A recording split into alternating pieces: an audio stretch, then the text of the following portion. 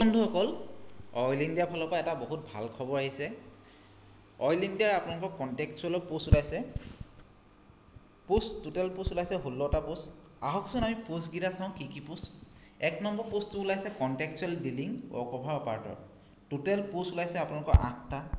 আৰু আপোনালোকে ইয়াত এপ্লাই কৰিবলৈ হ'লে এখন 3 বছৰীয়া ডিপ্ল'মা লাগিব আৰু লগতে 2 বছৰ ডিলিং বা ৱৰ্ক অভাৰ ৰিগত আপোনালোকৰ এক্সপিৰিয়েঞ্চ থকা হ'ব লাগিব। আৰু নহ'লে আপোনালোকে বেচেলৰ ডিগ্ৰী ছায়েন্সত কৰা হ'ব লাগিব আৰু 2 বছৰ ডিলিং বা ৱৰ্ক অভাৰ ৰিগত আপোনালোকৰ এক্সপিৰিয়েঞ্চ লাগিব।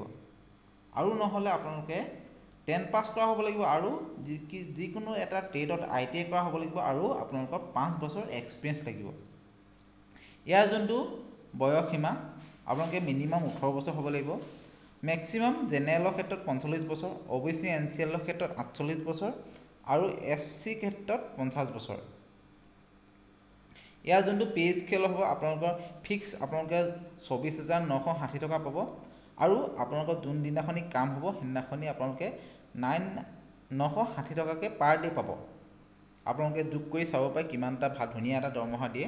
2 নম্বৰ পোষ্টটো হৈছে contractual dealing work over assistant operator. ইয়াতো টোটেল 8টা পোষ্টে ওলাইছে। ইয়াত আপোনালোকে 10 পাছ কৰা হ'ব লাগিব আৰু লগতে diesel mechanic, fitter, electrician, turner, welder, motor mechanic আদিত আপোনালোকে ITI পাছ কৰা হ'ব লাগিব আৰু 2 বছৰ ৱৰ্ক অভাৰ বা ডিলিং ৰিগত এক্সপিৰিয়েঞ্চ থকা হ'ব লাগিব। আৰু ইয়াতো এজ লিমিটটো ছেম একেই, মিনিমাম 18 বছৰ আৰু মেক্সিমাম OBC জেনেৰেলৰ ক্ষেত্ৰত 40 বছৰ, OBC NCLৰ ক্ষেত্ৰত 43 বছৰ আৰু ST ক্ষেত্ৰত 45 বছৰ। ইয়াৰ যোনটো আপোনালোকৰ চেলাৰী পাব আপোনালোকে 21,450 টকা ফিক্স থাকিব আৰু যোনদিনাখনি আপোনালোকৰ কাম হ'ব সেইদিনাখনি 825 টকাকৈ পাব। আৰু পোষ্টখিনি ভাগ কৰি দিয়া হৈছে। আৰ্ন ৰিজাৰ্ভত 4টা, যোনটো contractual dealing work over operator তাত আৰ্ন ৰিজাৰ্ভত আছে 4টা, SC ক্ষেত্ৰত আছে 1টা, OBC NCLৰ ক্ষেত্ৰত 2টা আৰু EWSত 1টা পোষ্ট আছে। আৰু যোনটো contractual dealing work over assistant operator তাত আৰ্ন ৰিজাৰ্ভত 5টা, STত 1টা আৰু OBC NCLত 2টা পোষ্ট আছে। এইটো হৈছে কণ্টেক্সুৱেল ডিলিঙৰ ক্ষেত্ৰত 11 তাৰিখ 11 মাহ 2025 আৰু ইয়াৰ যোনটো টাইম হৈছে টাইমটো আপোনাৰ 7টা বজাৰ পৰা 9টা বজাৰ ভিতৰত আপোনালোকে ৰেজিষ্ট্ৰেশ্যন কৰিব লাগিব। আৰু ইয়াৰ ডেটটো হৈছে 11 তাৰিখ 11 মাহ 2025। আপোনালোকে Duliajan club oil India limited দুলীয়াজানলৈ যাব লাগিব।